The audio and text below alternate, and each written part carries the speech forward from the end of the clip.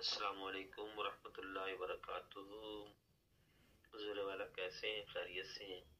हुज़ूर सवाल अर्ज़ है, ये जो आजकल प्रॉपर्टी डीलर बने हुए हैं, मकान का सौदा करवाते हैं या प्लाट का, तो उसमें आप दोनों पार्टियों से कमीशन मुकर्रर कर लेते हैं।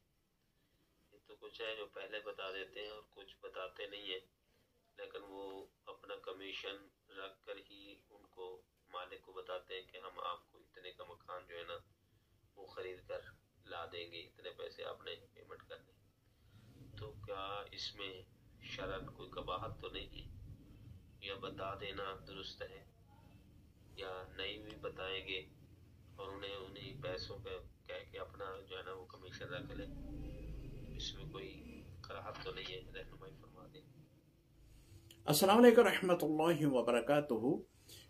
कमीशन के बारे में आपने सवाल किया कि प्रॉपर्टी डीलर दोनों अतराफ से कमीशन लेते हैं, ख़रीदने वाले से ही ले और बेचने वाले दोनों जो लोग हैं उनसे कमीशन लेते हैं। कि ये लेना जायज़ है? इस्लाम में कमीशन लेना तो जायज़ है। अगर आप कोई भी मार्केट में या कोई भी प्रॉपर्टी का कहते हैं कि ये 1 लाख रुपए की प्रॉपर्टी है, मैं आपको 1 लाख की लेकर देता हूँ, लेकिन मेरी कमीशन जो है वो 2% बनती है, वो आपने देना होगी। वो कहता है ठीक है, मैं एग्री हूँ, तो आप मुझे ले दें, तो मैं आपको 2% के हिसाब से पैसे दूंगा। तो ये कमीशन लेना शरअन जायज़ है। अगर वो बताता नहीं है तो ये उसका अच्छा अमल नहीं है। उसके साथ बिल्कुल वाज़ेह बात करे, वाज़ेह जो है अपनी कमीशन के मतलब आगाही दे कि मैं आपके साथ जो सौदा करवा रहा हूँ, आपको प्रॉपर्टी लेकर दे रहा हूँ, इसकी मैं इतनी कमीशन लूँगा।